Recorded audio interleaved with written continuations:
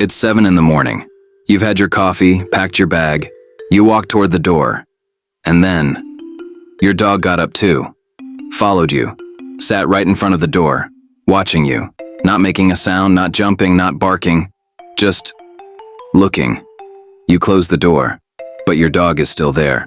Throughout the day while you're in a work meeting, at the grocery store, stuck in traffic, they're most likely still right there, in front of that door. Have you ever wondered, is this just a habit? Or is your dog trying to tell you something with that silent gaze? In this video, you'll hear the answer to that question straight from scientists.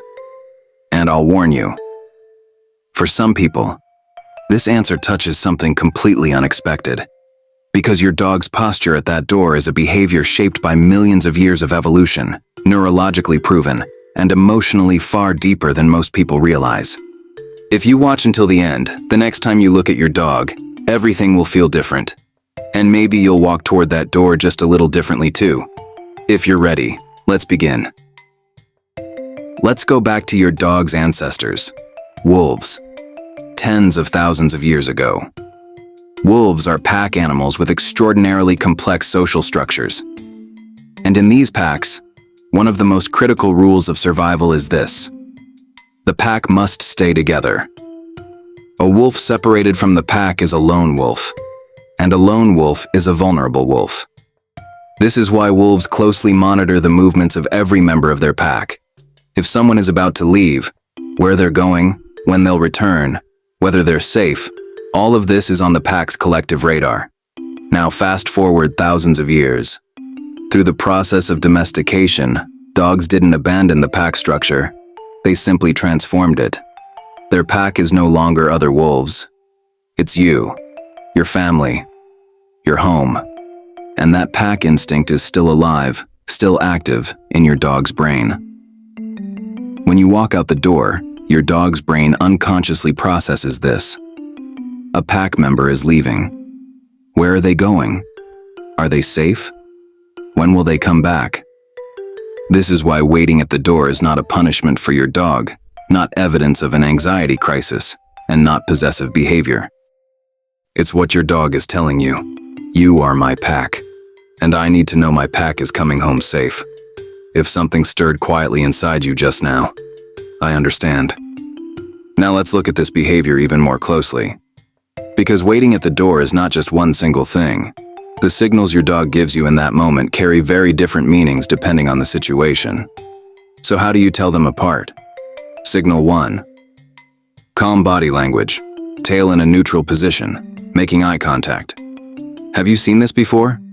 The dog is sitting, looking at you, tail wagging slowly, but not frantically. This is a secure attachment signal. Your dog has formed a fully secure bond with you. They know you're leaving, and yes, they feel it, but they're not panicking, because they trust you'll come back. This is the farewell ritual of an emotionally healthy dog. Signal 2. Ears pulled back, body low, close to the ground. This tells a slightly different story. This dog isn't saying, "Please don't go." They're saying something deeper. "I don't know what will happen to me if you leave." This is an early sign of separation anxiety, and this needs to be taken seriously.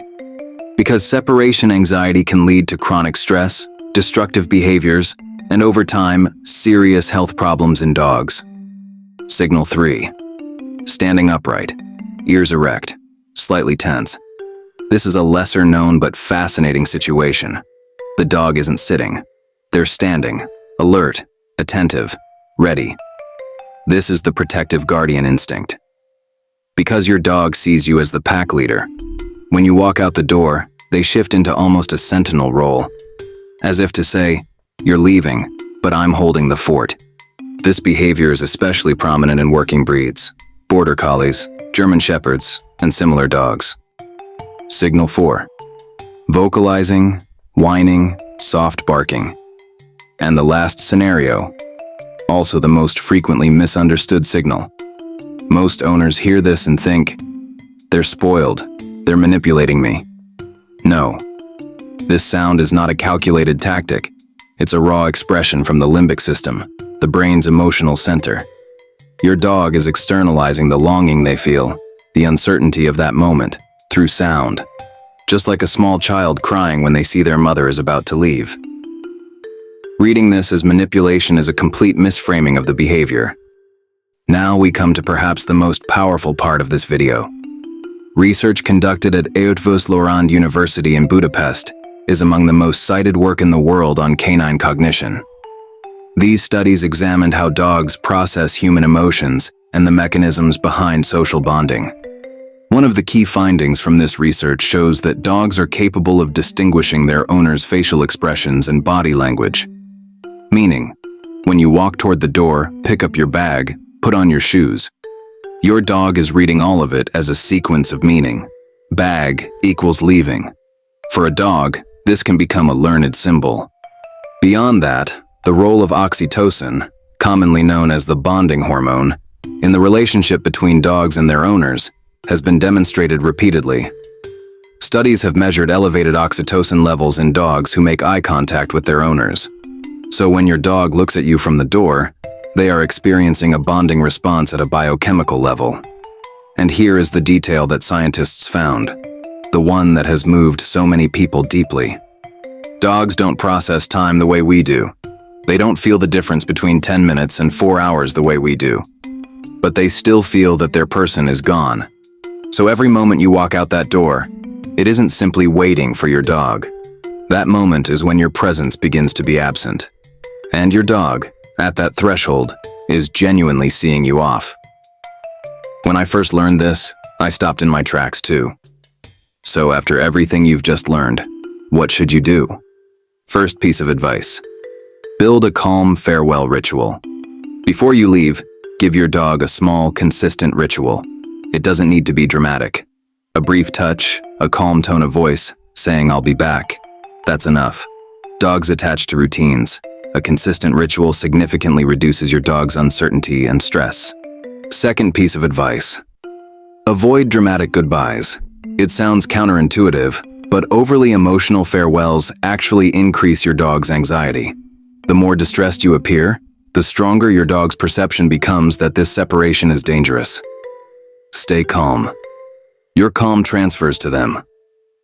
Third piece of advice. Make your return part of the ritual too.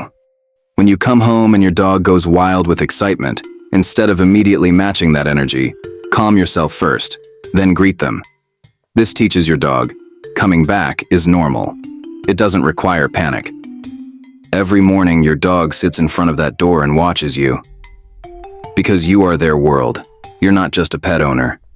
You are their pack, their safe harbor, the beings they are biologically bonded to. And that look at the door is a message distilled through millions of years of evolution, neurologically encoded, completely sincere. Go.